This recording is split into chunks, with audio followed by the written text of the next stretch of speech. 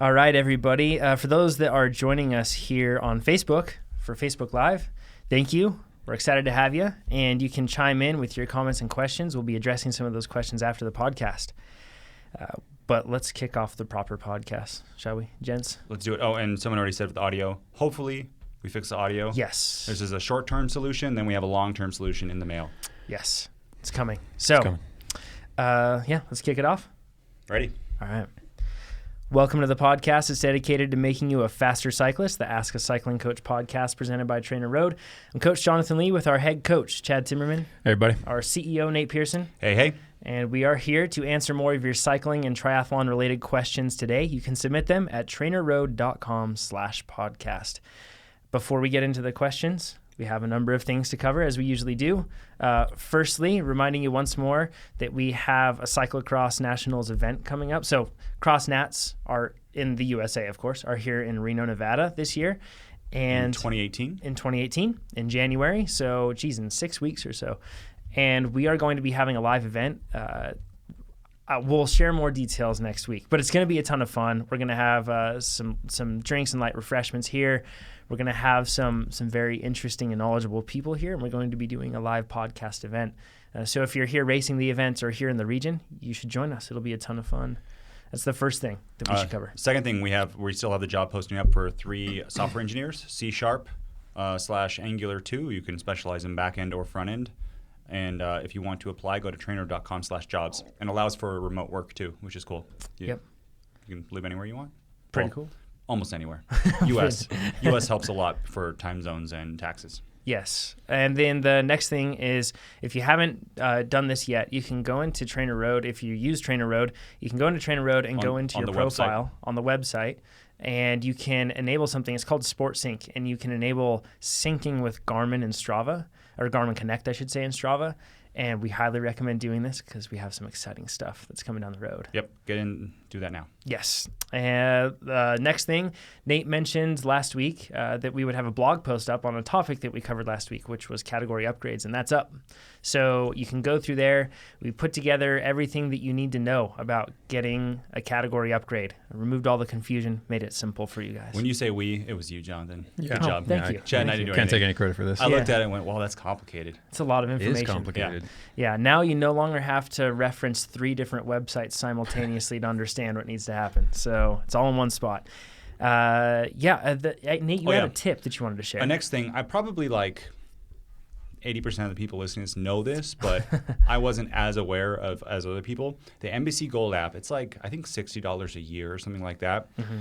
There's not just the Tour de France on that. You can watch Cyclocross World Cup races. Lots of good stuff. Mountain bike, cross-country stuff, downhill stuff, I don't know the track stuff, Tour de France, Vuelta, World Champs, and it's so motivating to kind of watch those while you train. It's really cool. Lives. It's just really cool. Well, you can watch them live, and then you can watch the replays at your leisure. I never watch them live because they're always it'll go live at 3 a.m. because usually European time. Yeah. But I do that, and sometimes I'll even I'll watch that, and then I'll have music playing, so I'll just have it muted. Totally. That's fun too. Yeah. Yeah, I like using that app for downhill skiing too, because I like watching that a lot. And that's a great thing if you're into that. It's a great thing to watch on the trainer too. I think I learn a little bit. Well, I think just watching the technical stuff. I noticed pros spend so much. At least in cyclocross, I was just watching a race yesterday. They were going through sand. I would have bailed out so much earlier than these guys, and they're kind of moving around their bikes. And what Lee said too, which is the bike body separation. Yeah. They have a ton of that. They'll go through the bike, and I would have just. The bike moves a little bit, I better get off and run this, right? Yeah. And you'd also see, too, in some situations, some pros running, then the pros who could keep up, pulling away. Yep, that's how it goes. Yeah. The last thing that we wanted to cover just before we get into this is each week, by the way, I pour through all of the questions that are submitted.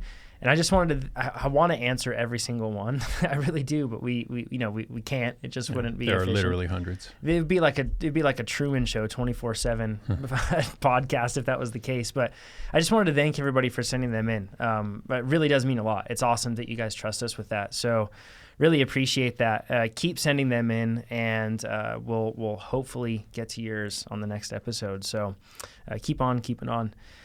First question comes from Big Al. I like that name a lot.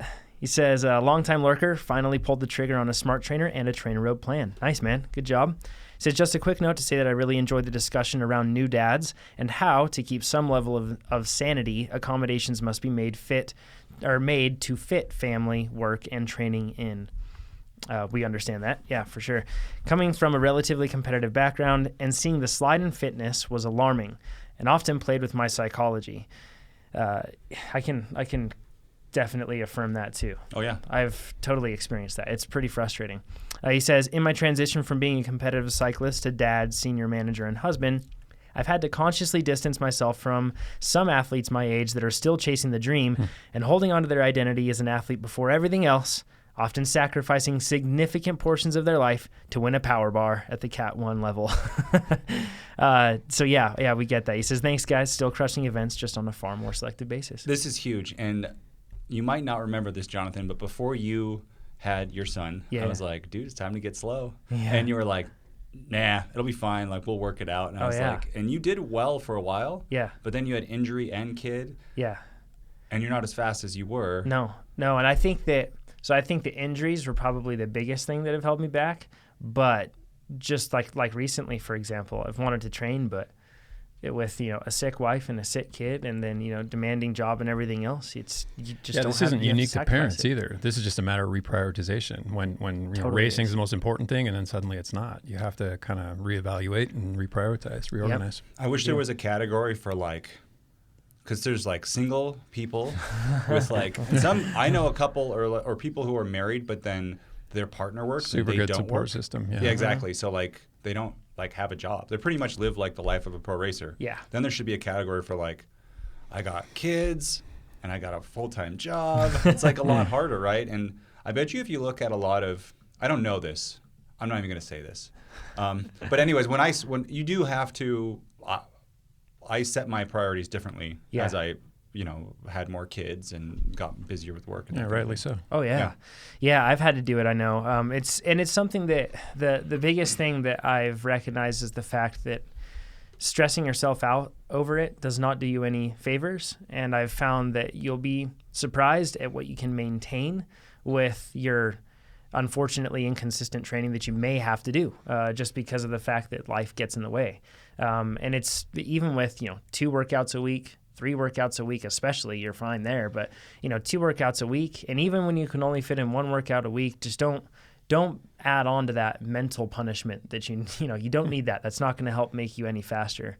It's something that I've had to learn to not be too hard on myself. And you got to think about. I've been thinking about a lot of this lately. Is what's the why behind why do you do this, right? Mm-hmm. And whenever I'm in a marathon or an Ironman, I'm always why do I do this at the end of the race? Sanity check. Exactly. But I mean, if you're in it, I have to win every time. Yeah. I have to beat everybody else. PR or whatever. Yeah. Well, there's 2 different things there, right? Mm-hmm. There's the PR, which I think for me, that's my personal motivation is always to do something better than I did before, and then until I get to an age like Chad where things get slower. Just kidding, Chad. We'll see. But I mean, as you get older, things get slower, right? Yeah. I mean, obviously. Yeah. But my why is really getting myself farther, and how far can I do that while still maintaining life? Yeah, the whole internal versus external motivators. If it's beating people, the guy or the girl or the woman, whatever, who doesn't have a job or is younger or got rich somehow, doesn't have to work. Right. You're setting yourself up for disappointment. It's unrealistic to expect to compete at that same level anymore. So let's get into the next question here from Christopher. He says, hey guys, love the podcast. I'm training for 10, 25, and 50-mile time trials next season. My training objectives are therefore to achieve high FTP and good muscular endurance. I'm currently working through the sweet spot base plans, and the question is whether to follow this up with the sustained power build plan or the general build plan. So for those that don't know, we separate your training into 3 phases. We have a base phase, a build phase, and a specialty phase. And it should take you about, 28 weeks, I think, to go from beginning to end through that. Yep, typically. Yep. And in this case, the build phase is where we're really focusing on raising FTP, and it's a tricky time, or it's a demanding time of training, I guess you could say. So this is talking about the build phase and which one's best. He says, I've read anecdotal reports of people who have followed both plans on consecutive seasons and found that they raised their FTP by a greater amount when they followed the general power build plan. Firstly, is this backed by science? I wonder if this is due to the greater number of short duration supra, that's meaning above, threshold workouts, which enable the rider to increase their FTP closer to their power at VO2 max.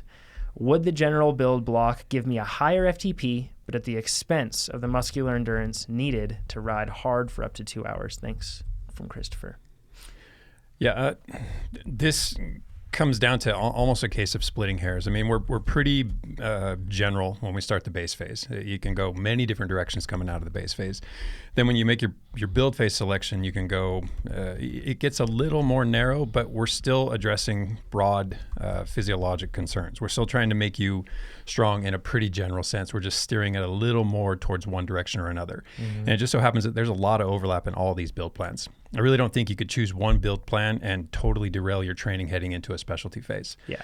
So it kind of comes down to thinking about what your weaknesses are. If you look at some of the workouts and think, well, that addresses, my lack of 1 minute power, maybe go that direction. Different riders are built different ways. It's usually not that major. It might just be just a slight shift in I'm better at short efforts than long efforts.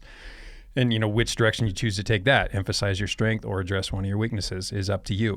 So I don't think there's a wrong way to go in either of these cases. I think it just comes down to recognizing what needs work and what's more specific to the events you're approaching. Yeah, I think that's the key, is what are the events you're approaching. Like we've talked about it before, I'm better at like 2 to 5 minute efforts than I am for sustained stuff, but we have a 40K TT coming up. Yeah. I could do short power build, but that would be silly for me. I would have a lot of improvement in my best thing, but that would be silly for me to do before 40K TT. So. Yeah. And another thing in this is I wouldn't look at like how other people work out and base yourself on that. That's always risky. Yeah, there's some things like obviously TrainerRoad. People who use TrainerRoad get faster. Yeah. But inside of that, like you see it a lot of times with pro triathletes on like a magazine online or something. They'll say, "This is what my typical week is," and you look at it and you're like, my gosh, like that is an amazingly. That's not real. That's not real, right? Does that happen in other sports? I mean, totally. I mean, look at. I mean, social media is a great example of that, right? Like we always put our best foot forward, and then on top of that, a lot of the times it's very intentional. Like, I've even heard of riders that suit up and take a photo of them riding, and it's really just when they ride out their street and then they turn around and go back home. Like, they're not actually training. That's just what they're taking that photos and they're giving the illusion. Well, and it's really easy to tout your highest stress week too. Show everybody I did this, implying that you do that all the time when in fact you've done it one time and then we're basically crippled for the next week. Yeah, and I think too it's that mental game where you want your competition to overtrain or to think that they're not doing enough. Yeah, I think when you get into the pro level, it's you're really finding overtraining. Yeah. Right, like they have the time and they're usually younger and don't know how to rein in. Exactly. They're like, someone goes, I did a 35-hour week. And they're like, oh, I need to do a 35-hour week. When maybe that person, you're right, is only once or they're just kind of fibbing a little bit. And then what comes after, even these high-level athletes who can do that, what comes after? They might be bordering on 2 weeks of vacation for all everybody else knows. And going back to our last question, just because a local guy or girl, whatever, woman, sorry. Athlete. Local athlete does 20, or say they even do 10 hours a week. They're like, yeah, I can always do 10 hours a week, and they perform really well. Their stress level might be different, their genetics, their nutrition, right? Their home life. We're all special snowflakes. I mean, we are. That's simply how it is. And something that you were touching on a little bit there, Nate, like it's tough to take another person's suggestion just outright like that without knowing the background behind it. And like the case of, I think that if I were to follow short power build, just because of how I've noticed I respond to different types of training, I'm sure that I would see a bigger number increase perhaps, but I would not be a better time trialist, wrapping back into what we were starting with, And that's something that's really important. You have to know the physiology of that person and everything that's gone into their training in order to really isolate some sort of a variable to get to the point where you could say this works better than this in general. It is a somewhat individual thing there. So, and the last thing on the red herrings Sometimes it goes the other way too. Sometimes people give the illusion that they are not doing anything, and then they eat cookies, and they eat cookies all day, and pizza and beer. Exactly, and then they show up at the race and they spank you, and then that can drive like a really analytical person totally nuts, right? A lot of people, they don't want to share their training too. Like they don't post things on Strava or anything else. Like they want to make it all secret. I have a feeling Chad's doing that to me. He's putting his recovery rides on Strava, and that's it. That's it. Anything I do crops up on Strava. He's got a 390 FTP, and the ones that look like workouts are not workouts. He's wearing sweatpants. His shirts are getting bigger. He's trying to show that he's not so jacked right now. Yeah. All right, let's go to Bodo's question. He has a question. He says 25C versus 28C tires. What's your opinion? He says, first, thank you for an excellent product and amazing podcast. 5+++ stars. Thank you, man. Appreciate it. 3+. You can leave those reviews, by the way, if you feel that we justify a 5-star review. You can leave them on iTunes. Please do so. Well, now too in the podcast app. Yeah. On iOS 11, you can do it right there, so it's easy. Before it was really a big pain, but now you just open it up and you can do 5. And that helps us grow too, because someone else looks at it, and if you do like it, if you don't like it, you can email me personally and tell me why, Nate@TrainerRoad.com. Yes. And I'll try to fix whatever the problem is. Yes. We'll do that. He says, I have learned a ton and the focused indoor training has made me enjoy outdoor rides so much more. Yes, that's what I always try to tell people. It's worth it. Like you do this, the focus work, it makes riding outside more enjoyable. Means to an end. Yep. I managed to climb Haleakala last Christmas without difficulty and look forward to returning this year. My outdoor mountain bike rides are also much more enjoyable with the improved fitness TrainerRoad and indoor training it provided. Although I mainly cross-country mountain bike, I do get out on my road bike at times too. I'm looking at purchasing a new road bike this year, likely the new 2018 Trek Amonda, with a set of Bontrager carbon rims with a 19.5 millimeter internal width. So one thing let's just cut through the question, then I'll get to that. Okay. It says, these should set up well tubeless with either a 25C or 28C tire. So the question I have is whether there is a reason to not go with the 28s. More volume, better ride, possibly lower pressures, and decreased rolling resistance seem to be the benefits of the 28s. The 25s would have a slight weight advantage and possibly more aerodynamic. For a lightweight climbing bike that I plan to tear up Maui on, what are your thoughts on 25 or 28C? Thanks and keep up the good work. Your podcast makes my week. Subscriber for life. So can we get into the internal width, that thing really quick first? Because that's confusing. Yeah. Yeah, educate us. Yeah, rims have, I will chat. Rims have an external width. That's what you see on the outside. Like basically if you were to put a pair of calipers around the outside of a rim, you're measuring the external width. That makes sense. Mm-hmm. Now if you're to put a pair of calipers and measure on the inside of the rim, so like if you're to look at it like a U, right? And you were to measure the distance between the inside of either end of that U, that's your internal width of a rim. And rims are getting wider and wider on mountain bikes, on road, everything. They're getting a little wider. And the reason for that is that they've found that when you mate that with a tire that's a little wider, it can have a flatter profile, you can run less pressure, and it actually deforms over objects a little easier. Yeah. And it decreases rolling resistance, actually. And with the aero part of that is that they found that, I remember back in the day, the aero wheels would be like, the deep dish wheels would have a V on the back. Mm-hmm. Now it's like Zip kind of did it with their Firecrest shape, and now like a lot of other people are doing it too. It's a blunted end right on the back.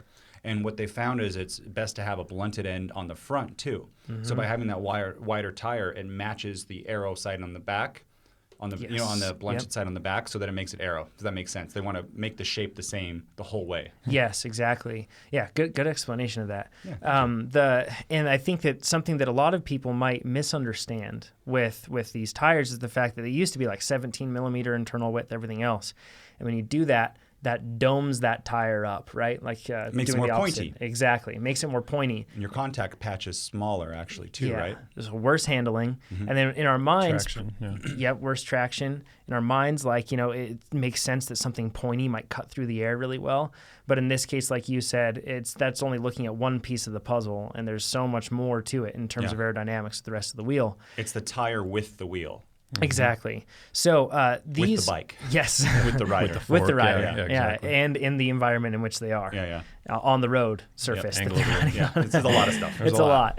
But in this case, just so that you know, if you have wheels with a 19.5 millimeter internal width, technically the ideal tire width for you is going to be somewhere around a 27. So that's like a 26 to a 28. If you ride Specialized, has the S-Works Turbo. It's a tubeless tire. You can also get it non-tubeless, and that's a 26, but it measures, usually on a rim like this, it measures somewhere in between. So that's really super duper annoying. Yes. I've noticed a lot in mountain biking, but in road too, is that something will be one width, but when you put it on a tire or not a tire, on a wheel rim, it changes. Yeah, it's a pain. So how do you know? And so there's part of it, the main determinant is going to be the internal width of the rim, right? Because that's basically going to tell you how the tire is going to dome out. But I'm saying like a 2.3 tire between Maxxis and like Schwalbe is going to be different. Are different sizes. Yeah. So once you nail down the internal width and you know that roughly a proper 2.1 tire sits at X width, 2.1 hopefully, on that rim width, or in this case, like a 28, then it just comes down to knowing the certain tendencies of a brand. For example, in a lot of cases, Schwalbe's used to measure narrower, but in some cases, like with their gnarlier downhill tires, they would measure wider. And certain road tires are going to be the same. And also a lot comes into it, like the stretch of the carcass of the tire, plenty of different things. I think... This is my personal opinion. Specialized does this easily, of course, since they make tires and wheels, right? But I feel that every wheel manufacturer, the onus is on them. They should know which tire is best fit aerodynamically for that rim. For road. Exactly right, for road. And on dirt, they should also know, these tires usually fit around a 2.1 measures at 2.2 on ours, or 2.0 or 2.1. They should know that as well. That said, in your specific case, I recommend the 28s. I think that we've all kind of gone a little wider on our tires over the past year or two, and I've noticed massive benefits in comfort. I've been nothing but happy. Yeah, and control too. Like going through corners on the same crit courses I've done for the past few years, when I'm running 28s, I feel so much more comfortable through those turns. Yeah, and any little bit of improvement in traction, whether it's literal or just perceived, is hugely confidence inspiring. You actually, too, you have usually lower rolling resistance with bigger tires. I know that sounds really weird, counterintuitive, but you do. It's also for 28C, I think we have mixed reviews in here, but the Schwalbe Pro 1, as far as rolling resistance goes, it's measured really low on that. I know my wife rode them once, got a sidewall gash, and that's kind of what people have seen online.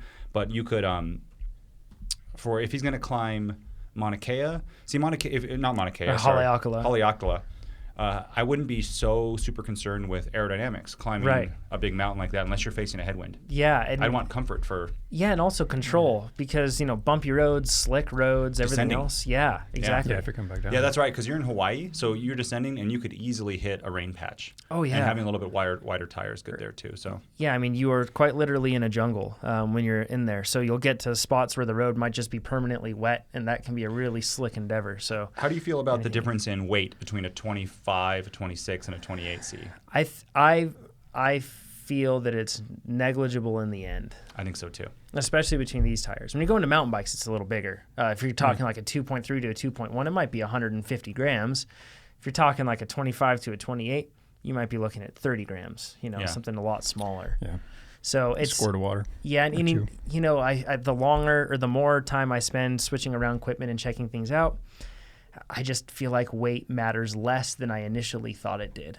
Aerodynamics or handling and control and all of those things end up allowing me to ride faster in most cases. So not advocating like plus 20-pound road bikes, but you know what I mean. So within reason.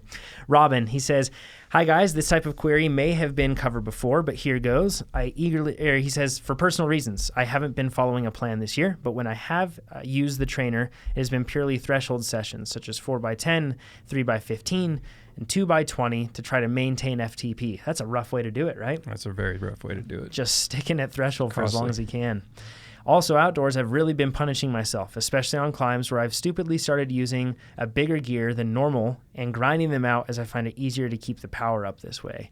Oof, that sounds rough. He says, well, lo and behold, I'm now injured, not surprisingly. No. I started to suffer pains in the right knee and the soft tissue to the inside. That's the medial portion. I visited a physio who manipulated it a bit and told me to stretch my quads regularly, something I never do. Anyway, the question is, now I'm unable to train at all. I'm becoming really anxious about gaining weight. He says, I only weigh 52 kilograms. That's about 114 pounds. And have started to cut back on intake to allow for the lack of calorie burn. I realize this probably isn't very healthy, but I don't know what else to do. It has been 2 weeks off the bike now, and I'm sure my fitness will have disappeared.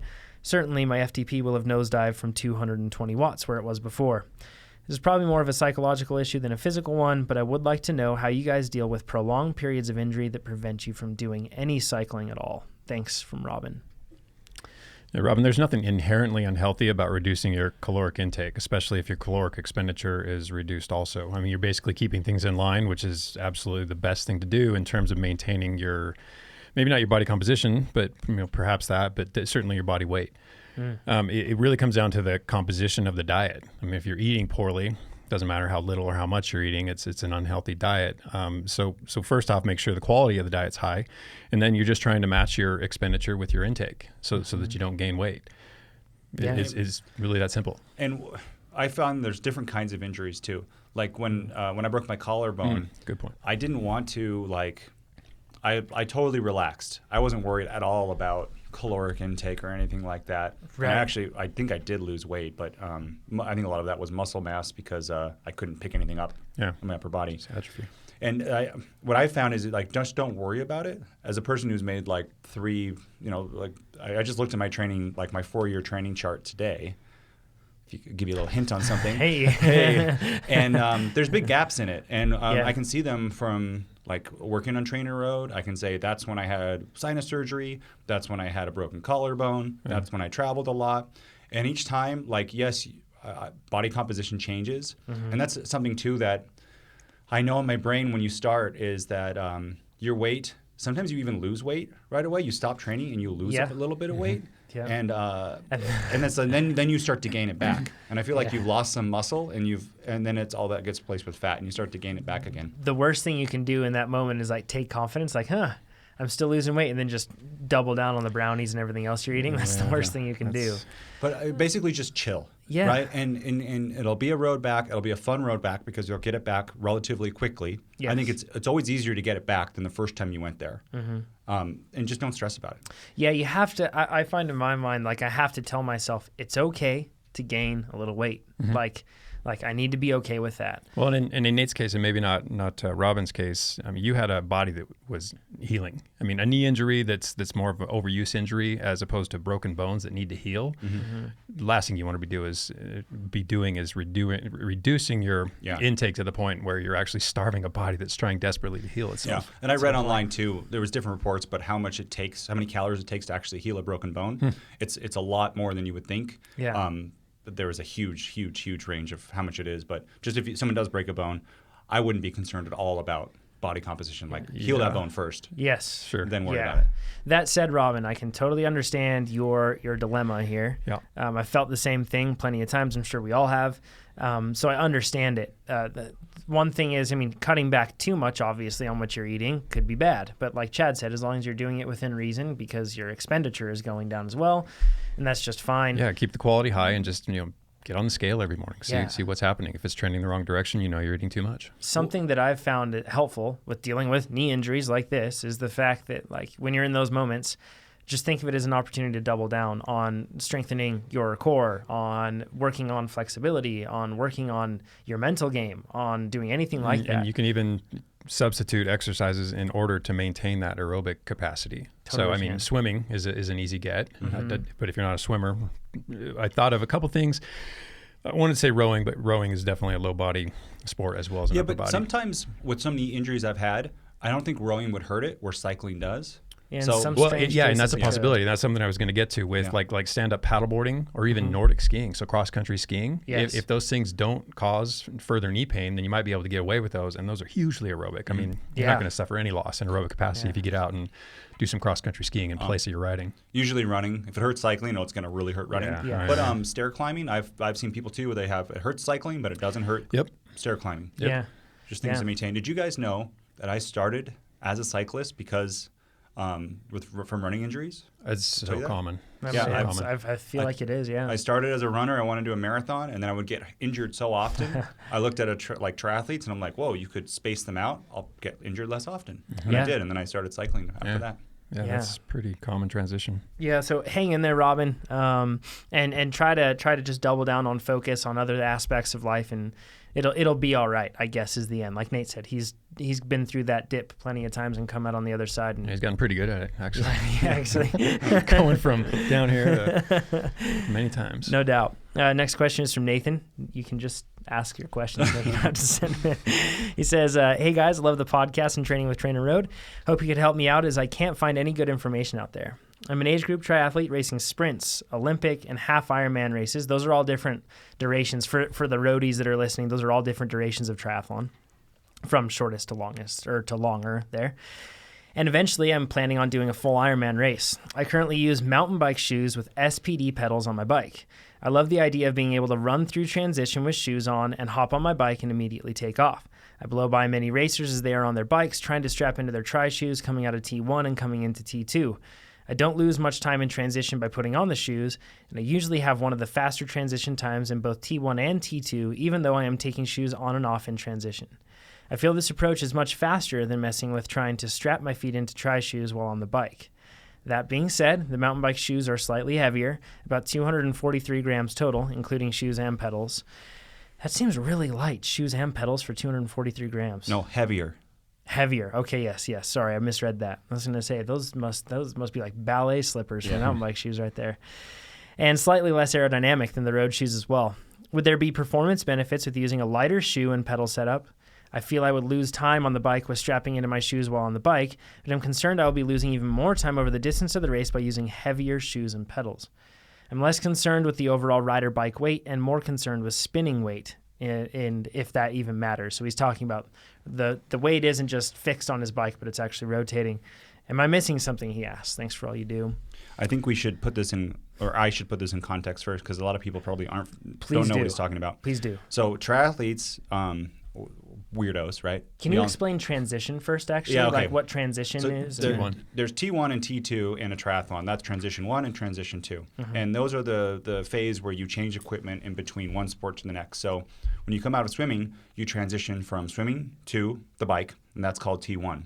And inside of that, you have to, usually running, and they will take their wetsuit off partially while they run upper body, rip it off real fast. They already have their race suit on that they can swim, bike, and run in. Mm-hmm. Newbies, you'll see them like change clothes and stuff, but as soon as you get a few under, you really want to get a tri-suit. Mm-hmm. And then as you change, you'll put your helmet on, your sunglasses. It's usually you can't ride in transition, which means you have to get your bike from wherever you've mounted it to the start line where you can get on your bike. Yes. There's a whole strategy, too, of like where you want to have your bike in there, and usually... and sometimes you can't pick. Yep. Sometimes you can't pick, and then a good race director too will make it so that on T2, because it's hard to run with your bike, right? Yeah. So really you want to have your bike as close to the exit as you can. But a good race director will make it then for T2, the transition between the bike and the run. Yeah. That you have to then run, like the entrance and exit will be opposite, so you'll have to run a long ways afterwards with your bike. So if you're close to the exit on T1, so then you spend less time running. Then a good race director would make it so that you have a longer time to run when you come off the bike into the run to try to balance it out. Exactly, yep. Gotcha. But sometimes I've seen it where if you're close to that entrance exit, like it's a mess. On longer races, it really doesn't matter for half Ironman, but for a sprint, there are plenty of times where you'll be, seconds between people because it's such a short race. Yeah. So what people will do to speed that up is they'll leave their shoes clipped in on the bike. Mm-hmm. So, and then as they get onto their bike, they'll do like a flying mount like cyclocross, pedal some with their feet on top of their shoes, and then as they're coasting and moving, they'll slip their shoes in, tighten down the ratchets, and get going. Yes. And there's a few things that triathletes do. One is they'll hook like a rubber band to the back end of their shoe to keep their pedals level. Yes. Because while you're running, if you don't do that, I've seen this happen a lot actually, is the shoes will kind of move and a shoe will get clipped on the ground and eject. Yes. And to see like someone in an aero helmet with a shoe 30 feet away, and they're like, "Where'd it go?" And your entire time benefits washed away just like that. And it's just kind of it's a panic mode. And a lot of the time, what I see is they'll be running with their bike and they'll grab it. The better spot to grab your bike, by the way, when you're running, is at the saddle. If you try to grab it at the handlebars, it's going to be very twitchy. Yeah, that's something worth practicing, by the way. Yes, absolutely. And what I've seen actually in certain situations where it isn't rubber banded like that is that the crank will drop down, or their shoe will drop down, it'll hit, and it actually lifts the bike up, and the bike can fall out of their hands too. Because you're just panicked trying to get out of transition. You might not be holding that saddle really tight. You could drop your bike too, which for a TT bike, that's the last thing you want to do. Another thing is, while you only want to do this if you have triathlon shoes. So they make shoes that are really easy to get into. Is that the main difference then between them? Yeah, between triathlon and like a road shoe, is there's usually it's just one buckle. Specialized even makes one where the heel opens, or it'll be one Velcro strap, and they'll usually be like a little notch so it can stay really big and open. Like my road shoes, I couldn't get in. It'd be really hard to get in them, or even mountain bike shoes, really hard to get in them while you're pedaling. Totally. And I could see you fiddling around with that. Yep. So in this case for Nathan, he's trying to decide. Mountain bike shoes while you're riding, try to get in. I'd never do that, right? And the appeal with this is the fact that he's thinking, I don't have to fuss with trying to put my foot into my shoe while I'm on the bike. And also, I assume that he's probably thinking, I might be able to, I've got a shoe, gives me my foot protection. I can run through something with less fear, less trepidation. And a mountain bike shoe, the reason that he's using that instead of a road shoe is that it has tread on the bottom, so it can protect the cleat, right? Yeah, so a little more flexible sole typically too, Yeah, in some cases. I mean, the top ones, like, in fact, the shoes that you and I, or all three of us have here, super stiff. They're as stiff as they can get, So not necessarily, but yeah, I would say that if you're to take a middle-of-the-road mountain bike shoe versus a middle-of-the-road road shoe, chances are it's probably going to have a little more flex to it. So some transitions have a really long way to run. And even on like, I think you guys saw at Kona, which they have like it's equal running depending where you're at, but you have to run a long ways. And again, the time splits really usually aren't that close at Kona, especially for the champions. But if you're running in a road shoe, you have a greater chance to break your cleat on the bottom, right? I know Speed Play makes one that's kind of walkable, but a mountain bike pedal, you're pretty safe to run in that. Still kind of awkward. It's worth saying with the Speed Play one that the new ones have that plastic underneath. But and even though the metal was very slippery, it's not like this plastic gives you a bunch of traction.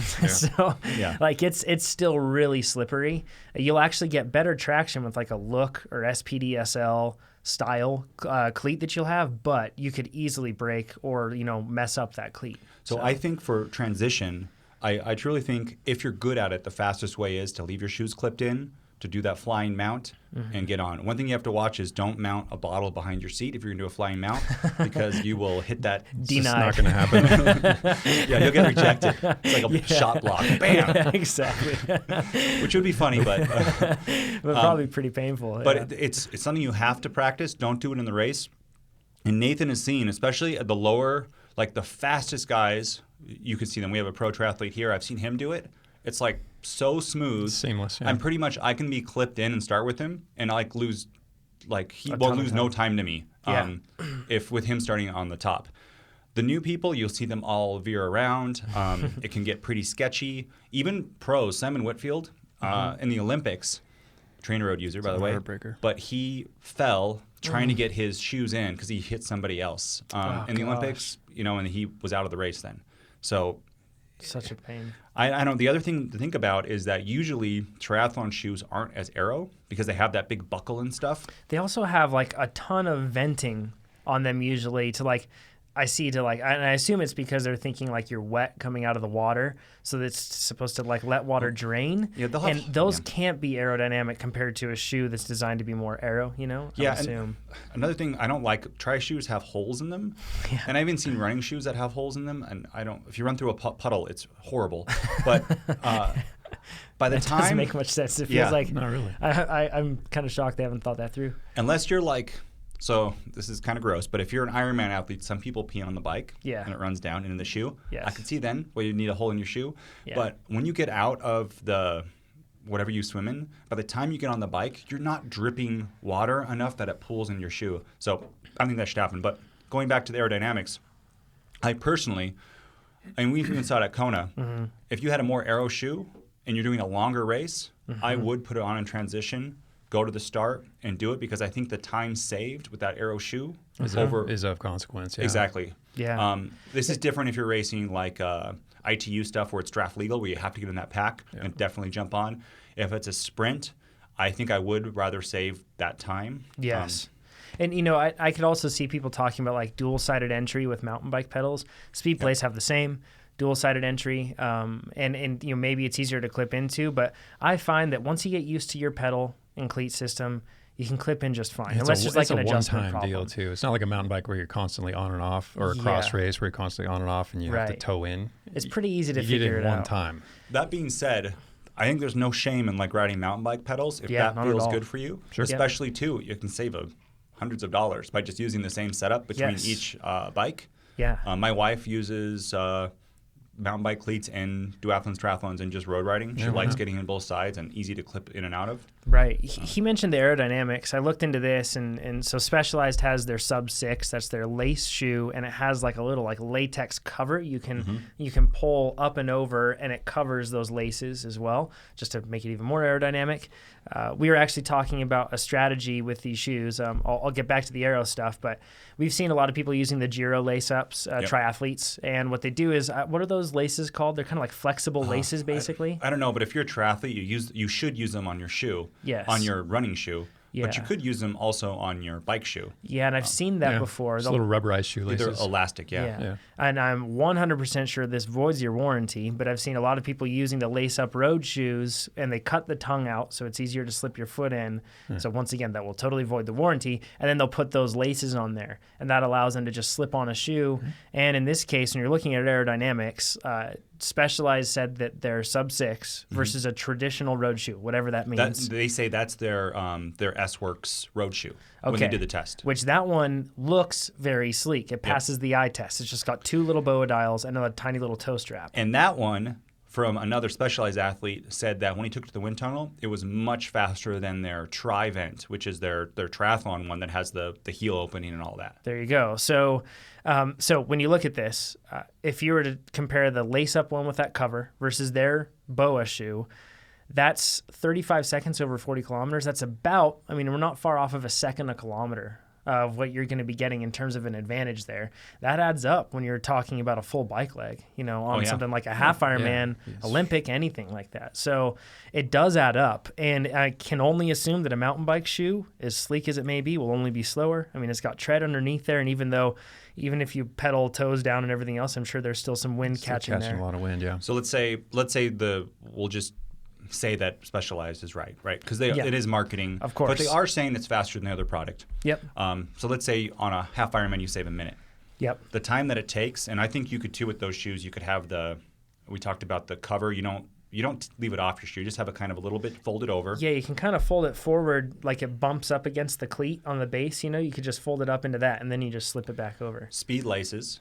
And the only reason I would only use this for like time trials or Ironmans, because I'd like a tighter fitting shoe if I'm going to do any kind of accelerations or sprinting. Yes. But if I'm just a constant mashing the pedals down, 80% FTP for a long time, I don't need a super like tight up shoe. And even with an Ironman, having that ability for the shoe to like expand a little bit. Yeah. You guys had that where as you're riding, totally. your feet swell and you have to like. That's why I love Boa Dials. Yeah, my feet usually shrink. It's frustrating. Whenever I start riding them, they shrink. And with mountain biking, especially, you want a shoe that really holds your foot in there. Or else it can get pretty bad. So I always that's why I use Boa Dials. And I honestly kind of wish that I could I like the look of the lace-ups and everything else, but I don't use them because of the fact that I always have to make those micro adjustments. It's frustrating. So in a half Ironman, I've lost to buddies. I've never competed for the win or anything, but to buddies, I've lost by 7 seconds and I've lost by like 40 seconds. Shoes right there. Like both times, right? Super annoying. And both times they weren't. It was staggered starts. Yeah. So it was you couldn't see them while you race, which is just super, super duper so annoying. It wasn't like like you could see them. I just went as hard as I could. Then afterwards you look at it and you go 7 seconds. Just like how bad do you want it? You always go back, man, I could have saved 7 seconds so many ways. 20 different places. Yeah, exactly. Over a 5-hour race. 100 different places. That's painful. Exactly. Chad, how close did you miss? This would be shoes too. Yeah, it's rib salt in that one again. Just 0.6 of a second. 0.6 of a second off podium or off Nationals podium. for TT. Yeah. 6 That tenths. hurts. That hurts, right? It's 5th place. Is that really podium? I feel like us saying 5th that. place is good for national TT, dude. I feel like us saying that hurts is just pouring lime juice in this thing for Chad. So Nathan, it's not a bad thing that you're doing at all. First of all, and I don't think that you feel that way, which is good. Like you should use what you have. The weight advantage. Let's talk about rotational weight. Let's talk about that. Let's do a triathlon where you're not changing cadences. Yeah, exactly. It's consistent, because really what we're talking about when that becomes more of a problem is when you have fluctuations, right? With physics. Yeah, when you have to continually wind it up and then scrub it off, wind it up, scrub it off. There's 2 parts in physics. Yes, once you get it once you get up to speed, it should be the same, right? Yep. And then if you're in a different kind of race and you're accelerating a lot, it's going to be it'll be more energy. But I argue, will the energy be really enough to make you slower? I don't know. If there's been any stuff on that. I know companies will tell you, yes, you need this, and I've fallen victim to this, of buying expensive shoes because they are a little bit lighter. Yes. But I wonder if I'd like to see someone do a study where someone goes accelerates. Yes. With just heavier pedals. Repeatedly. Yeah, repeatedly. And really, if you take off 243 grams, that total system. Right. Are you really gonna Yeah, that's one of those things. If you're splitting those hairs, you've gotten really competitive. Yes. Yeah, exactly. Right. You should be national. Or it's just or it's just a very tight race between you and someone of concern. Your buddy. Yeah. Oh, you're right. You really want to beat somebody. Yeah. Highly competitive in some way. Yeah, I don't think it's a bad thing at all what you're doing there. The one thing that we talked about before we went into this is we thought, that said, I'm sure the pros and the way that they do it in this case, since it's kind of a process and it's something else, I'm sure that this is a faster way to go about it, the way that the pros do it. To jump into them? Yeah, to have everything set up. If that's what the top-end athletes have landed on, and that's what they still do, and it stands to reason it's the fastest way. ITU, they always do it. I think in Ironman, it does change some. Yeah. And I remember we saw the first age grouper on the bike.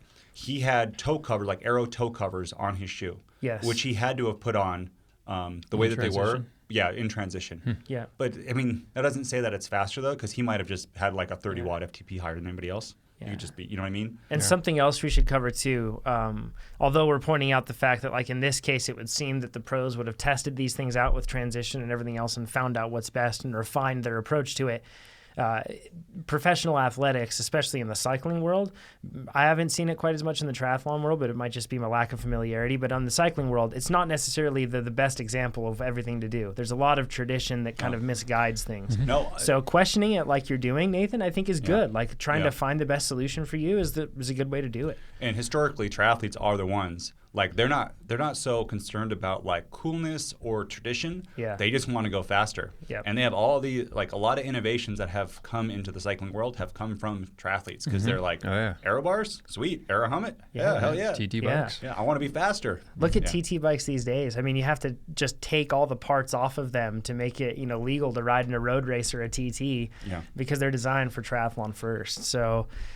Good on you, Nate, for exploring things. And maybe if you can refine this process and it shows that you're really analytical about this, keep tinkering with it and refine whatever you end up going with. And it'll be fastest, I'm sure, if you keep doing that. So Rob says, I recently started Sweet Spot Based High Volume Plan and was noticing the amount of calories burned during the workouts in the plan. Ooh, I'm excited for this one. It's kind of fun. Yeah, I was excited to see the larger numbers, but it got me thinking, am I in the, and he says, quotes, fat burning zone, or am I just, and he says, quotes again, burning glycogen at these intensities? 88 to 94% is what he's talking about. I'm assuming, and when we say percent, we're talking about percentage of your threshold, by the way, or percent of your FTP. I'm assuming the latter being that he says he's just burning glycogen at these intensities. If so, any recommendations on losing weight during this plan without sacrificing power or aerobic gains? He says, by the way, I used the high volume plans with great success last season. Podium basically every event I entered. Kaboom. Attaboy. And look forward to seeing how these newly revised plans pan out for me. Thanks, and keep up the great work. But before we get into this one, this is one that I've wanted to cover for a really long time. And I hope, pretty frequent question. I hope that it can shed some light for a lot of people. I think it will. Chad, can I ask a first question? What's the difference between glycogen and fat burning? So glycogen is glucose. So basically comes from carbohydrate. Pretty much comes from carbohydrate. It comes from other sources too. But glucose versus fat. which those are your two primary fuel sources. It's really the sugar in your muscles versus all the fat in my body. Or the sugar you take in, exogenous carbohydrate, yeah. But basically the sugar that's in your bloodstream that makes it to the muscles and fuels the muscles versus the fat, the fat that's either on your body or perhaps ingested, but more likely on your body, that then fuels the muscles. I see a common assumption, a lot of it, especially with around this time of year in base training. They're riding at low intensity because they can't break, and I'm using air quotes, break the fat burning zone, right? They want to stay there. Yeah. And I see I've even seen people at like gyms and they're on the elliptical and they're like, I'm chilling in the fat burning zone and I'm just shredding fat right now. Yeah, I see it on the wall. Like they'll be like, this is the fat burning zone. Don't leave it. Yeah, it's so subjective too. There's no one fat burning zone. But the fact is there's no discrete switch between aerobic metabolism and anaerobic metabolism. You're not just burning fuel aerobically and then boom, you're burning it anaerobically. This is a continuum. Same thing with fuel sources. You're not just burning sugar or just burning fat. You're burning both simultaneously. The percentages change based on your intensity. And that's what we're talking about here. So when you talk about the fat burning zone, it was this George Brooks from UC Berkeley. It wasn't too long ago that he coined the term the crossover point, where you're metabolizing predominantly fat. As you start to work harder, more carbohydrate figures into it, or more glycogen or glucose figures into that ratio, and eventually you're contributing equal fat, equal glucose. So that's the crossover point. That's where it's even, and you're not even optimizing fat at that point. Technically, you're optimizing fat when you're burning 60% fat, 40% carbohydrate.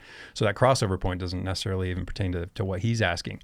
If you want to optimize fat burning as a percentage of the fuel that you're burning, you're going to work lightly. You're not going to do a whole lot, but you're going to have to do a long time. Yeah. You're not metabolizing that much fat, that much fuel, period, when you're working at 40% of your threshold. Yes. Who cares if 90% of what you're burning is coming from fat? You're just not burning very much of it. So it'll have to take hours to get the that's what aerobic base work, the riders that go out for 5, 6, 8 hour rides, at the Pro Tour level, that's what they're after. They've got the time to do that.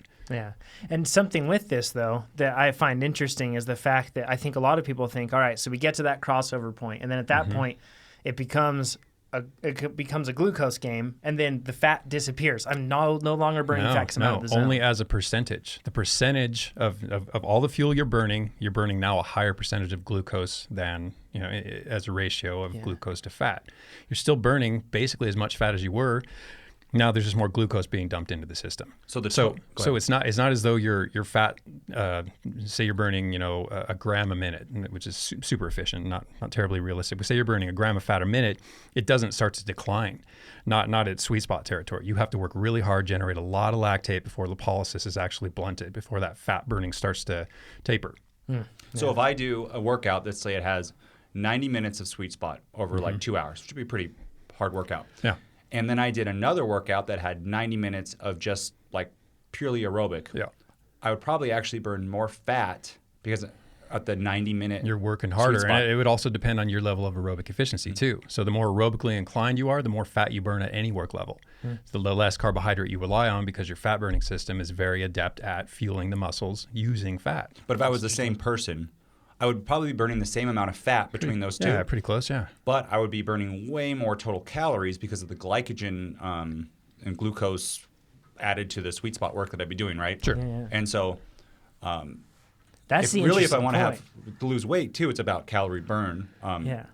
Yeah, and then you also have to keep in mind that the post-exercise effect. The more oxygen, or the harder you work during the workout, the more oxygen you consume after the workout. So if you're looking at calories and fat loss, you get a bigger bang for the higher intensity stuff post-workout. You don't get hardly any excess bump in terms of that sort of after effect when you ride at 60% for I don't care how many hours. So I want to explicitly state something. Correct me if I'm wrong here, but I think that this is kind of a big takeaway for people. When you surpass or leave the fat burning zone and you continue upward in intensity, you don't stop burning fat. Yeah. You continue burning fat. Still metabolizing probably about as much fat as you too. were. Maybe more, depending on, again, how aerobically inclined you are, how aerobically fit you are. Think of it like an old... or what your diet is. That figures into it too. It's like an old steam engine or something like that, and you have like a dual burner. You've got one set of guys just throwing coal into that thing, right? And they tap out. They can't do any more. So, and you need to go faster. So at that point, they keep going, and you bring in a different crew, and they're throwing stuff into a different steam engine to help you go. The glycogen steam engine. Exactly. Yep. And because you need more, it doesn't turn off. So when you think that you're doing too hard of work to burn fat, you're not. Well, I like that analogy, but is there a point where I'm not really burning fat?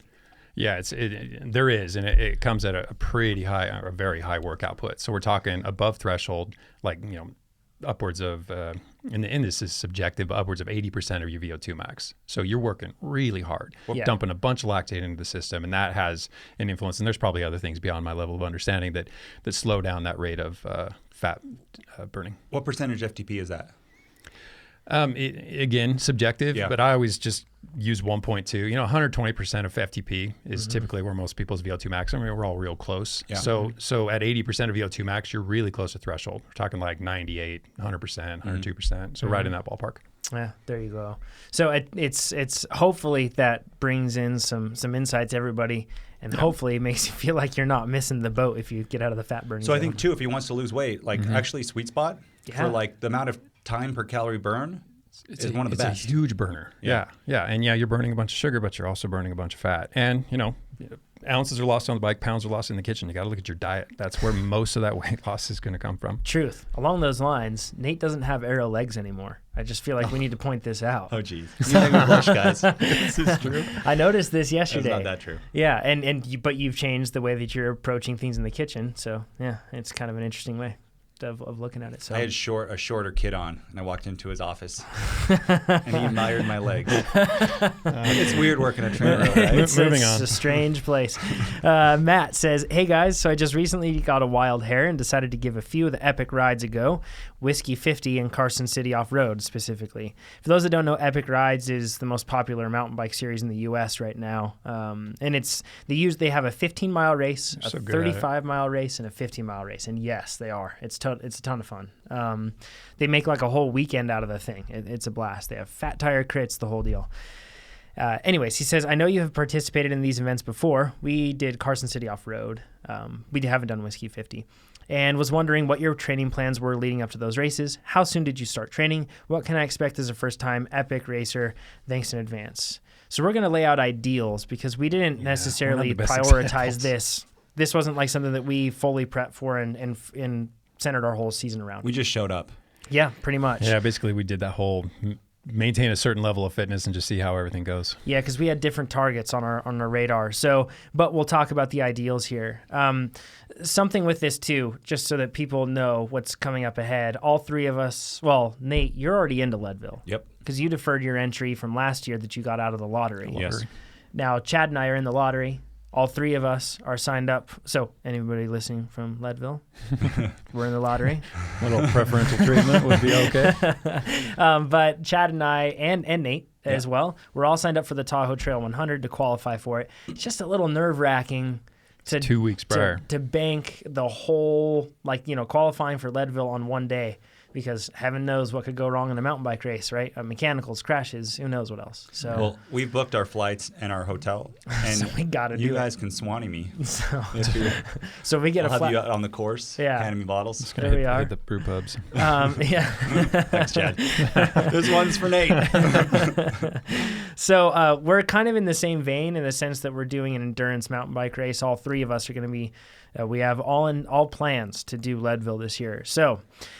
Ideally, you would have 28 weeks of training that would allow you to go through a base phase, a build phase, and a specialty phase if you're following TrainerRoad's plans. So I have a question for that, Chad. Why, and I've done this before, why would somebody not want to do like 52 weeks instead of 28 weeks? Like why 28? That's just the way it breaks down, largely because I recognize that people want to do other things in a year. So they have different disciplines, and leading up to each of those disciplines is a different trajectory. So 28 weeks, you could theoretically do basically 2 entire approaches over the course of a year. The part I want you to touch on is what I've done before is wrong, is I try to do a build for like 52 the whole time with no rest. Yeah.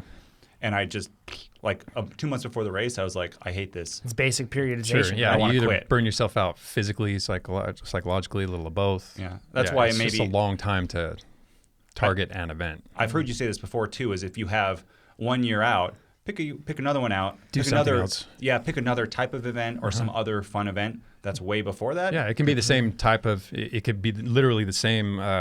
Say it's an Ironman you're training for. You could do an Ironman 6 months prior. Just maybe it's not as highly prioritized, or you plan on using it as a learning event, or you're going to build your fitness to a certain level for that Ironman, and then take a break and then build your fitness even higher for the one that really matters. Yeah. So if you were to follow our plans, like the ideal way to do it would be sweet spot base first in that base phase, general build, and that would be 12 weeks in sweet spot base, then 8 weeks of the build plan, which would be general build. And then we have actually a plan called the cross country marathon plan that is perfect for these epic rides races. Fit for that, so if you're doing shorter cross country stuff, then we have the cross country Olympics. So like, for example, if you're going to be doing the 35 or the 15 at an epic rides event, that would be probably a better fit in most cases. Probably, assuming you plan to work at a higher level of intensity. Yes, that's a good point, right? But cross country marathon is usually going to be the best one. So something we noticed in a lot of cases, these epic rides races are big, long loops. So they cover a wide variety of training or of terrain rather than a normal cross-country Olympic race, which is on short loops.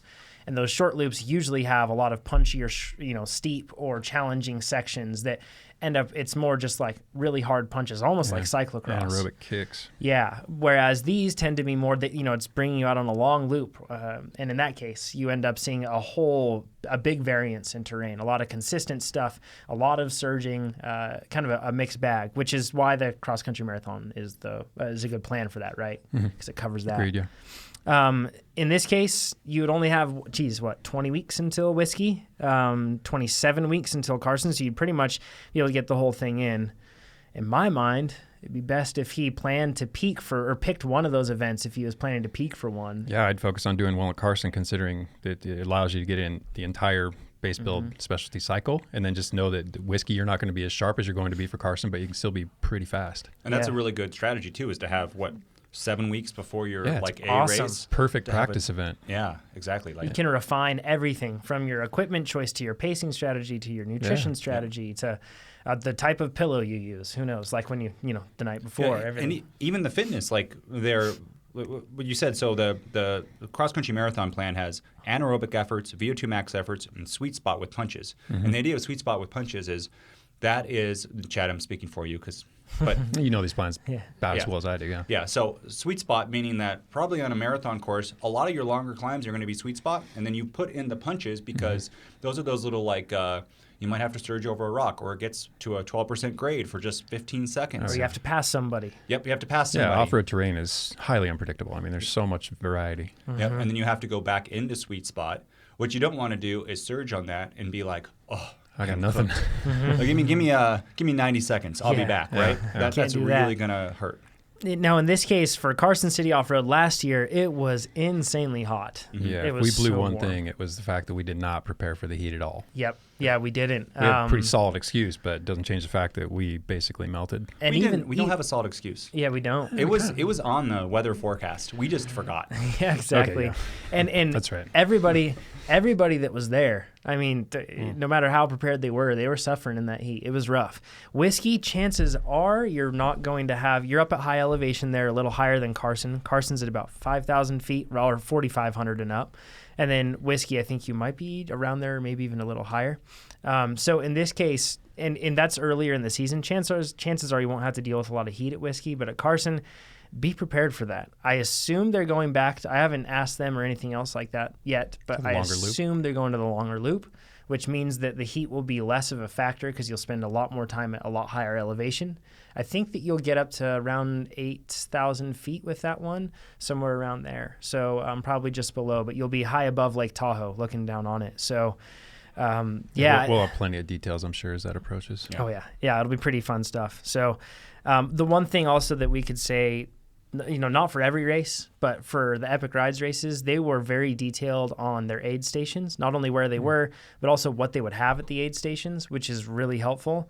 And if they don't have that for some reason this year, call ahead, send an email in, and ask them exactly what they'll have at those aid stations, because on these long days, especially if it's really hot, it's very important to figure that out. This is a pet peeve for me, and a tip for race directors is that before the race, it would be great and great races do this too. Yep. Mark what is on every aid station if it's different, because sometimes they'll have I think I just did a race recently, and it was like the first one I was expecting one thing, but I had something else. Yeah. But then that aid station that had everything was 3 aid stations down. Yeah. If you could either say everyone will have this exact thing, and don't just say gels and water.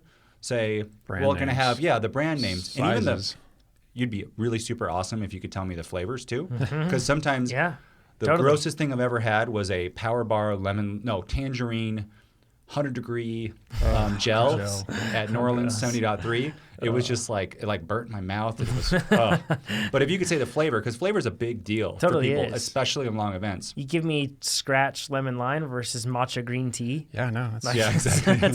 Don't just say point. Scratch. Yeah. So either be super consistent with all your aid stations and then still descriptive, tell us what's at each of them, or if you're going to be inconsistent, be really specific at how each aid station changes. Yeah.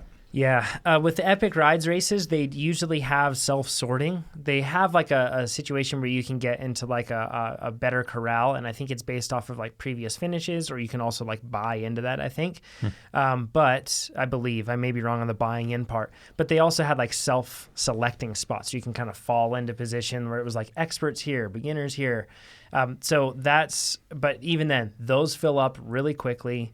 I can't recommend enough getting there early. In the case of Leadville, you have corrals that you have to, if you qualify out of the lottery and you just show up, then you get relegated to back of the pack. A corral that gets released really, really late. However, if you have a good finishing time at a qualifying event, or if you have a previous time at Leadville that's gets you up there, you can get into corrals that get released a little earlier, and that can be really helpful. And to the tune of hundreds of riders. Sometimes. Yes, exactly. Thousands even. Yeah, so that can really help. But also if you're going to want to start in the back, don't need to get there early. Exactly. Right? That's a good point. Just like get in the back of the crowd, because there's some people they want to just finish. Yeah. Not important. Yeah. Don't worry about it. That's a really good point. Yeah, absolutely. Dan's question. He says, great podcast, guys. A solid 5 stars. Thanks, Dan. I've learned a lot since first downloading a year ago. Keep it up.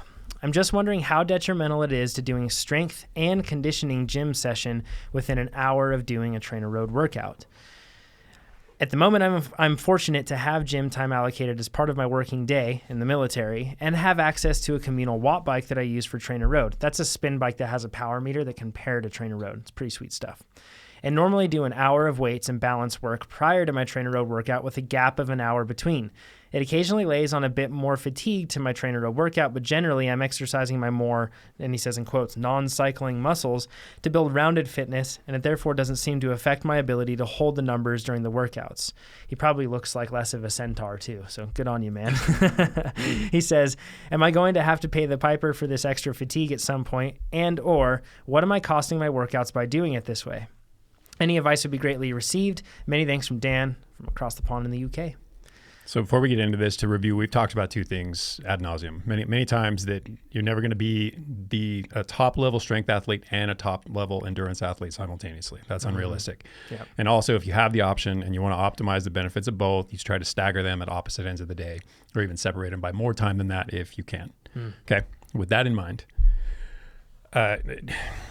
it certainly comes down to your goals. Do you want to be a top level endurance athlete? In which case you have to be very selective about when you schedule your strength training, but that doesn't sound like it's what you're after here. On top of that, you're stressing different muscles, which, that does make it a little more forgiving, but you still have to consider central stress. So don't think about the muscle specifically, think about the body that's trying to recover from one workout and you're an hour later inflicting another workout on it. Yeah, exactly. So too, when I wouldn't be doing squats and then like a anaerobic workout on the bike. So there does appear to be quite a bit of common sense going on here. So he's not going to go and blast his legs in the weight room and then hop on the bike, or vice versa. Yep. That said, perhaps in this case, what we have is Dan being, ideal. I see a lot of people thinking it's the off season. So I'm going to do my workouts, then I'm going to go to the gym, and they're doing squats, they're doing deadlifts, they're doing everything else like that, and just stacking them right up against each other. And if it's compromising your ability to follow your workouts on the bike, it's got to come at some expense somewhere. You can't just continually fatigue your legs and expect them to get stronger. The adaptation happens during recovery, and if you're not letting them recover at any point, they're not going to adapt. They're not going to get stronger. Yeah, that's a really good point. So it's it's more about spacing them out logically. It is. And I mean, even in this case, if you just recognize that you're not going to optimize either, but you'll get a bit of benefit from both, and you're just looking at being a more well-rounded athlete, then this is an absolutely fine way to go. I think, especially if this is the only thing your schedule will allow. If he wants to optimize cycling over weightlifting, I would do the weightlifting after the cycling. Absolutely. Prioritize, be fresher for what's more important to you. And then for that central stress, I've been through the same thing. You just know that you would do less weightlifting. Yes. Like I used to do in college, like I don't look like it, but 2-hour gym or 2.5-hour gym session with my college bros. Yeah, really physiologically costly. Yeah, and just waste you. Now I'm trying to do a little bit of weightlifting, but they're really like 30-minute sessions, and I'm only doing it because I've had one holding mountain bike position, super weak, and then 2 time trial position. So you've been having problems holding those positions with comfort.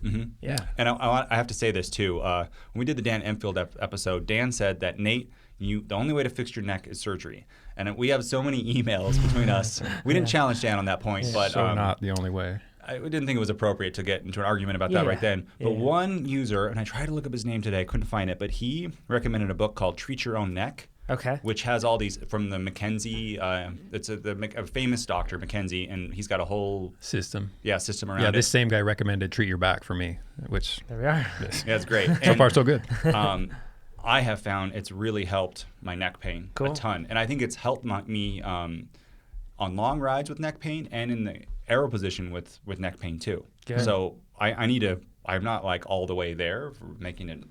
I'm going to sit up straight here. Getting it better, but I highly recommend that book. It's a really short, easy read. Yeah. Just has some exercises in it. It's a booklet. Yeah, it's a booklet, Booklet. Nice. Awesome. Well, cool. That covers it for this week. For everybody that's joining us here on Facebook Live, stick around, and we'll answer some more of your questions that you can have, and you can type those in right now. For those of us that are just joining us with the podcast or on YouTube or anything else, thanks for joining us, and you can submit your questions at trainerroad.com/podcast. We'll talk to you all next week. Thanks, everybody. Bye-bye. Bye-bye. All right. You're reading questions, folks. Facebook folks. Okay, let's look through these. Said, what's in the drink containers? I have coffee. I have water. I don't know what Chad has something. V8 water. Is that really V8? Probably. It's V8. Fermented V8. Chad's knocking back the beer, someone says. Sorry, craft beers. Craft beers. Thank you for the specificity. Someone asked, is cadence important for fat burning? Doing high cadence, 90 to 110 RPM, elevates my heart rate beyond my zone 2. Should I reduce cadence to keep heart rate in check?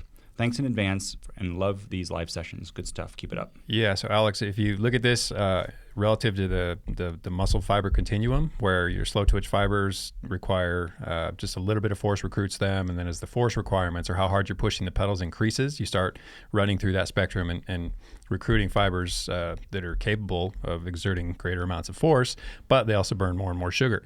So if you're grinding along at 60 RPM and you're taxing those mid-range and fast twitch fibers, you're going to metabolize more sugar, as we talked about, maybe not less fat, but the emphasis shifts.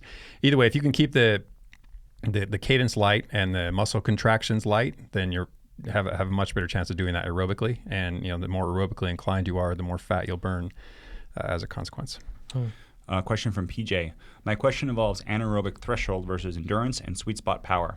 I am following the half Ironman program for the 3rd season. I struggle completing the anaerobic threshold workouts at a prescribed power levels while with endurance, sweet spot workouts, etc. I increased the prescribed power levels by 3 to 5%. I think he wants to say decrease because he can't complete them. Do you have any explanation for this disparity? Other information, I am 57 years old and have been training with power for 25 years. Hobby trainer before switching to TR 4 years ago. And I'm going to say too, some people don't have as high as anaerobic work capacity as other people, and that's perfectly. I think that's even in the description of the weeks or some of the workouts.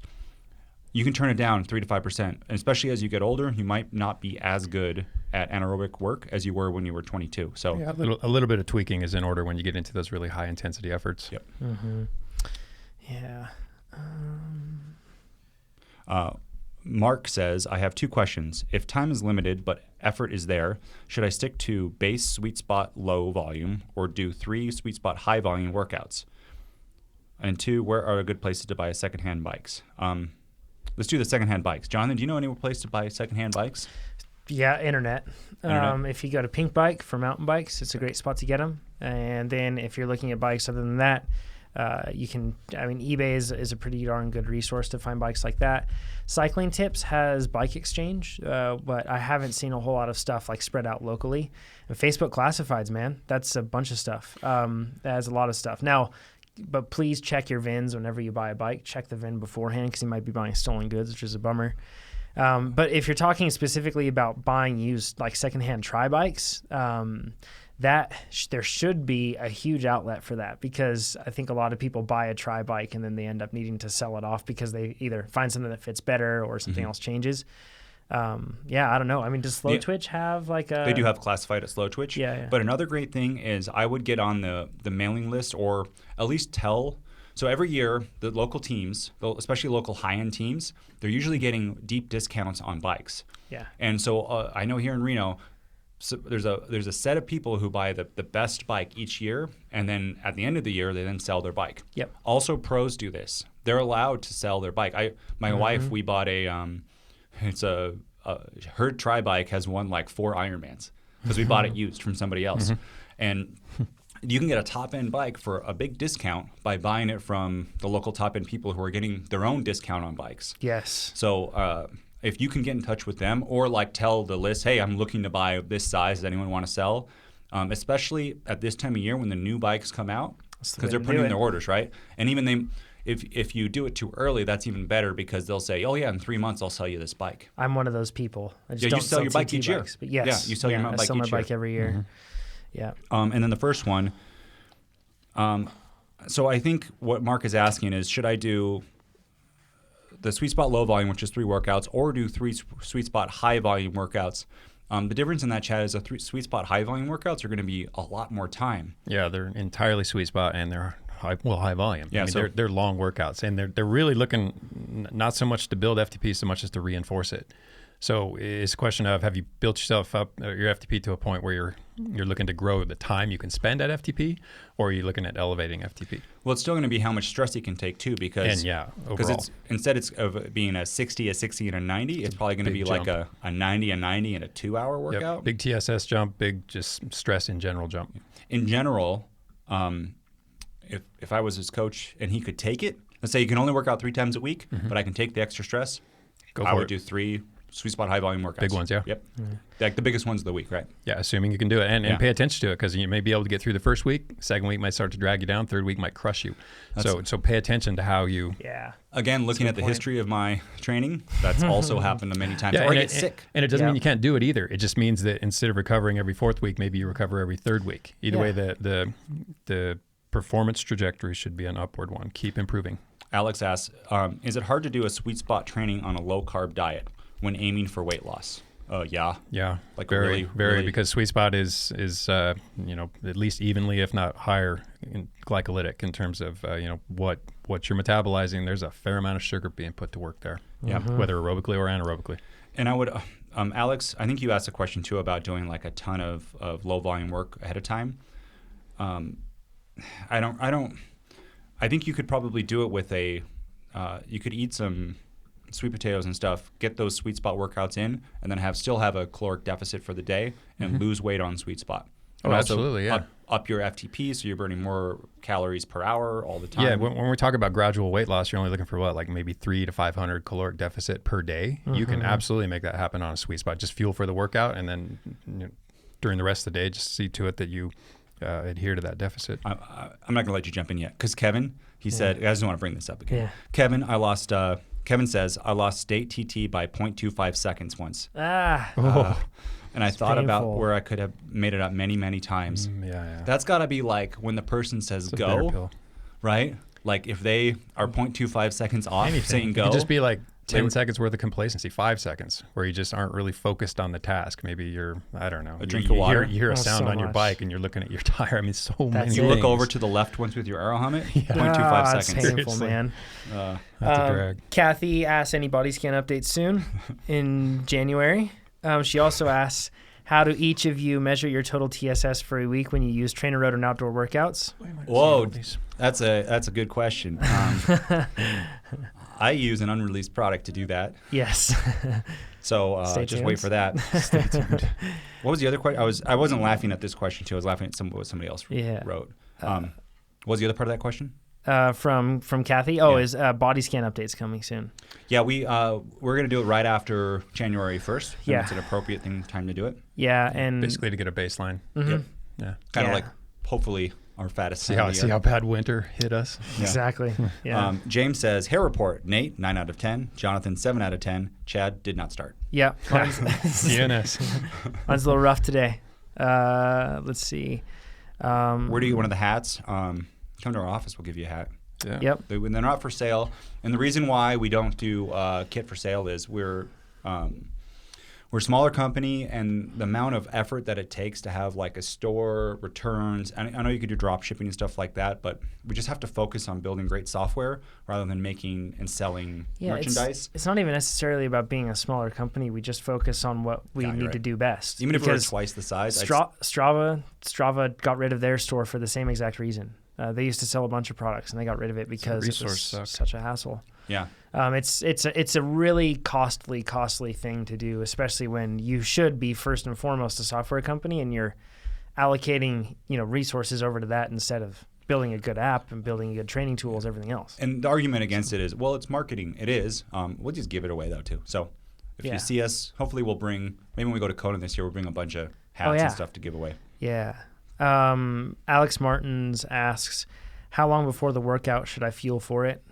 I usually... Depends on the type of workout. Yeah, it depends on the type of workout. I've seen it vary from person to person within reason. It's not like a huge variance. And what you're eating too. Mm-hmm. So if you're going to have protein and fat, you're going to want it well in front of the workout, 4 or 5 hours. Yep. Carbohydrate also depends on the complexity of the carbohydrate. If you're eating a lot of starch, give it a couple hours, few hours maybe. If it's simple carbohydrate, you can get away with this, 30, 40 minutes prior. Mm-hmm. Yeah, I've heard like rule of thumb 1 to 4 hours. And then if you're going to do like real simple, I find that like before like a GU or something like that, 10 to 15 minutes for exercise, or else you can get into that like hypoglycemic state where if you do it like you take pure sugar 40 minutes before, it can spike, and then you kind of get like a little bit down. Hypoglycemic, you get a dip in blood sugar, and it does not feel good. Yeah, and especially for a race. That's why even you read on the packet, it says take this one GU 15 minutes before. Yeah. I usually do it like 5 minutes before. I take it in, and I have no problems though doing a hard start with something in my stomach, which might, you got to know yourself, right? Because that might kill you. Yeah, exactly. Now Alex literally kill you. Yeah.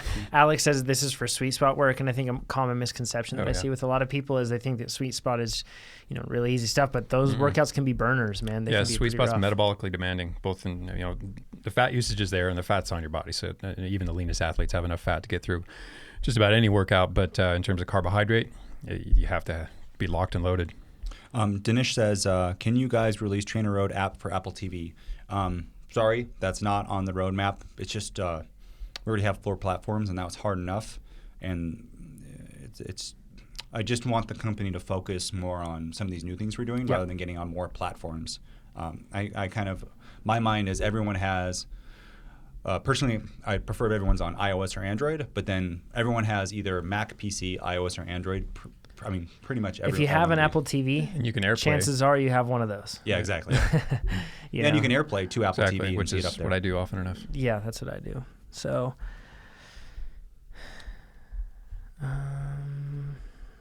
okay. Yeah, Mark says for triathlon bikes, slow twitch classifieds. Yeah, and I've noticed personally that Facebook Classified seems to be getting a whole lot more traction with bikes than Craigslist, at least regionally in the Northern California, Northern Nevada area where we're from. So, Kathy says, thoughts on starting a mental training program in conjunction with TR workouts. I don't know if in my mind a mental training program. If you want to do that, it's more like how you live your life. Starting at the very beginning. Yeah. If you look on YouTube, there's a really good speech from a I forget, is it general or something like that. It's called his point is you start your day by making your bed, and that is the first task that you get done, and then you feel accomplished, and you do the next task and the next task and the next task. Yeah. And I think it's like a state of mind of like, I will overcome tasks. And I don't know if there's like I know there's visualization exercises in sport that have like helped really people, especially skill-based things of I used to shoot technique. Rifles for sport, and we're supposed to sit there and visualize bullseyes over and over and over again. I don't know if there's I don't think we'll ever specifically address sports psychology. I try to weave it into the workout text, but that's about as far as we've taken that. No, but I mean, Kathy could do it. Have you heard of like a kind of program that could make your mental training tougher? I've seen products in the past, none that I would advocate just because I don't know enough about them to promote them. So Kathy, my thoughts on this is you following a training program or training plan with precision is a mental training program in itself, in one respect. And it's something that, not saying that you don't need further mental training if you want that, you absolutely can. But I've found that I can create a space during a workout, a headspace that can allow me to focus and train myself mentally that's much more effective than anything else I could do otherwise. That said, I totally understand adding stuff onto it. So yeah, I think it's a fantastic idea because the performance on the bike when it comes down to race day, so much of it, I believe, comes down to the mental side, especially if you followed a training plan. So does training. Well, yeah, but I mean, if you followed a training plan, let's just assume that you followed that. So you've dotted your I's and crossed your T's with your training. Then, you know, when it comes down to it on race day, if the fitness is there and everything else, then it comes down to what's, in between the years a lot of the time. So, circumstances aside. So it's a pretty similar conditioning curve with the physical side and the mental side. They kind of go hand in hand and improve over time and with consistency, of course. And read that book, How Bad Do You Want It? I mean, or watch our podcast on it and then read the book. Yeah. Davis, this is a good one for you, Jonathan. Really liking the new life format. If starting my first training program and aiming for a mountain bike race this summer, what race distance should I go for? This will be my first race, and I'm thinking about checking out Grand Junction Off-Road. Cool. I do think an Epic Rides race would be a good first race because of the fact that it's a really cool environment. It's very friendly. It's not off-putting. And a lot of the times you'll go to some like XC races and it'll feel kind of elitist. It'll feel kind of roady-like, which isn't necessarily the most comfortable thing a lot of the time. So, but Epic Rides has none of that. So they have the 15, the 35, and the 50. A fair warning, the 15 is usually seen as like a kids event, it seems like I see. So I don't want you to like show up there and feel out of place because it's you with 35 little kids or something like that. Yeah. But that said, it's not explicitly a kids race. So if you feel like a 15-mile race, Davis, is going to be perfect for your abilities, then go ahead and do it. And certainly don't let anybody make you feel bad for that at all. Most XCO races are somewhere around, 15 to 20 miles themselves. So, but the ideal one I feel like to go for, if you feel like your fitness is up for it to be a good challenge, it would be the 35-mile one. And that's got a bunch of people, and it's not their longest version of whatever race they have, but it's a ton of fun. So I'd recommend that myself. Drew asked a question for you, Chad. If you have time to do a 3-hour plus endurance spin once a week, should they be done instead of Sunday sessions in Sweet Spot Base or any 2-hour workout on session? Cheers, just try to squeeze in. So kind of like on Sundays on our Sweet Spot Base, they're Sweet Spot workouts. If you have time to do a longer aerobic session, could you replace them or should you do one over the other? If they both have their benefits. It's kind of apples and oranges. They're different outcomes from both of them. One's more about developing muscular endurance. The other is more about priming your aerobic engine or furthering its capabilities. I would do it simply because it lends a bit of variety. You don't have to do it every week. I do it maybe every second or third week. Probably every second week, quite honestly, because those long rides have benefits that aren't conveyed over the course of a 90-minute Sweet Spot ride. So, I believe in the weekly descriptions, you say just that. This could be replaced with a long outside ride or this. Yeah, I make those recommendations for a reason, not just because it's a nice alternative to doing Sweet Spot work, but because there's a lot of benefit, some of which is not derived during Sweet Spot work, at least not to the same degree. Steph asked a good question. What to do if you have lots of trouble getting through build? To the point of being unable to complete workouts. I can't test too high, can I? Nope. It's not likely you've overtested unless you have some sort of technical issue. Your physical capabilities are what they are. You can't exceed them. You can grow them, but you can't exceed them. So chances are you're something about the composition of the week, or maybe too many weeks in a row, is burning you out. So I would recommend revisiting your recovery schedule. Again, just talked about how maybe that fourth week postpones recovery a little too far, and you're already on a downward sort of slide during that third week, and you're not getting a heck of a lot out of it. You're beating yourself up psychologically because you're failing workouts, falling short of stuff that you think you should be able to do. So maybe not every time, but maybe once, try to bump up that recovery week a few days, maybe even the entire week, and then see how things go after. I got in this spiral last year trying to do sweet spot base high volume. After, I think I just looked at my stress. I had 2 weeks perfect. Third week, I looked at the workouts and it crushed me. I had to stop for like 2 minutes on every big interval. High volume plans are especially susceptible to that. So like I said earlier, you can have a really good first week, not a bad second week, and then the wheels come off the wagon, and you still try to push through that third week, even though it's not beneficial, it's not advantageous. So that's time when you have to recognize I've kind of reached my stress limit. I need to rest. Could Steph also then reduce if I'm not sure if Steph's a man or woman, but could they go from high volume to mid to low? Could be another option if build is crushing them. Yeah, that's one option. I mean, and we're talking build, certainly. Yeah, so maybe the workouts are a little too long. Maybe there's or too much stress, too much CT or TSS. Yeah, and it might be a question of just cutting back on one of the workouts, just bringing that stress load down. I don't know, 30, 40 TSS. Maybe you find out, but either way, there's a bit of trial and error ahead of you. Here's another good one. I don't know how long you guys want to go, but I'm just going to keep going. I think we'll go for 3 more minutes until a quarter after. Okay. Cool. If we had to choose between going to the gym, doing squats, etc., or doing some core workouts using kettlebells, etc., which would you prefer for mountain biking? And they have limited time.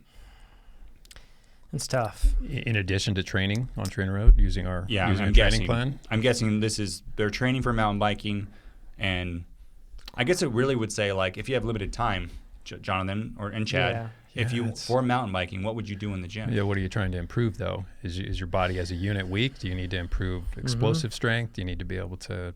Yeah, I think that if you're looking to just become a better overall rider as a result of increasing your strength, I would argue for doing a lot of stuff to get a stronger trunk on your body. Sure. Yeah. Also, hopefully what you can do is work into that a good amount of stuff that works on grip strength. You mentioned kettlebells, and that can totally do it. So I think that grip strength is something that I feel like not enough people pay attention to on a mountain bike. Yeah. And it can really allow you to maintain a whole lot more control with less effort and thus be more in control. I think from a mountain biking perspective, if you're going to spend any time in the gym and you're on a super limited training schedule, then I would spend it working on something that addresses the entire body and not just more leg work. Yeah, that said, it would be really strange, it would seem, that you would just be limited to just doing stuff with just core training. I'm sure you can a pretty well blended plan. Yeah. A couple of things that I have noticed that have helped: pull-ups, dips, both of those for mountain biking, because that's kind of that row motion with both sides. Yep. And then I also like heavy shrugs where you're holding like a lot of weight for grip strength. Yeah. But also there's something about the upper body that I don't have worked out very well. Okay. That I kind of get tired all the time when I'm training. Do farmer walks. Farmer walks would be great. I think farmer carries are awesome. Yeah. Overhead kettlebell presses, that sort of a thing too. That's the type of stuff that you'll want to do to be able to build up. And it's all, this stuff is not that you should not use machines, period, but I think that a lot of this stuff, getting away from using, guided machines that don't allow you to balance the weight and everything else. Yeah. On a mountain bike, it can be really helpful to have stuff where you aren't as guided. Rehab work, yeah. Yep. Joseph asks, love TR and the live podcast. Any plans to offer swim-specific workouts for the Vasa Erg? No, not right now. I have used the Vasa Erg with TrainerRoad. You can make your own workouts with the workout creator, or you can... I've seen people do it. You can just do an FTP test, get your swim FTP, and then do like sweet spot workouts. Yeah, it's like running. We actually used to have one in the office, and we had one of our customer support agents is a really big, beefy, strong dude, and he was very excited because that was his one chance to lay down, because he had massive lats. So he was very into that. Yeah. Can I ask one more? Yeah. And this is a common misconception that people have. Is there any detriment to racing once a week during base phase? This goes back to the kind of idea that, like, I'm in base, I'm going to mess up my whole training if I race. Can't break that fat burning zone. Yeah, exactly. I'm in base, so I can't do it. Alex got some good questions. Yeah. Chad? Coach Chet. My opinion is you can race anytime you want to. It's Yeah. just if it comes if it's harmful to your overall training and your progression as an athlete, then yeah, it's something to be concerned with. You don't want to fall into the rut of simply using racing as your training, because that's a tough thing to get right. Yes. But as far as racing weekly, I think it's a fantastic idea. Yeah, you learn a lot. For a lot of reasons. Exactly. Yeah, So- not just the conditioning, but also the skills, just the Motivation. Yep. The only thing too, Alex, to think about, and I'm dealing with this right now. There's a cross race in Reno on Saturday, and it's ego versus long-term goals. Yep. Because our producer just laughed at me, because the ego in me wants to taper for this and be fresh for this workout. Yes. Yep. But I know then that I won't be as consistent with my training. These are training races. Exactly. Oh, yeah. Like, You know what feels really good for your ego? When you don't taper for it, you show up and you still do well, then your ego gets fed even more. yeah, that never happened to me. So That's never happened. Yeah, and usually, and you know what too? It also doesn't help if you taper and you don't do well.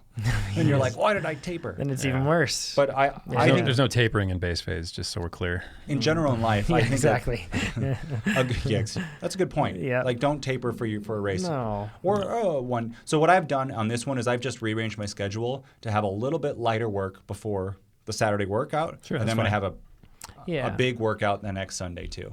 But it's not a taper. It's mostly I loaded the front of my week with more work. Yeah, you can restructure your week, restructure your training a bit if you just want to do well at one of these races. But again, don't get into the habit of it. If it comes at the expense of your progress, then you're not getting it right. But to your point too, racing's fun. Absolutely. Like, do it. Yeah. I think that if the problem comes when you've reprioritized or restructured your base training to such a degree that it's becoming detrimental just to be able to hit those races. When your priorities shift, then it can get bad.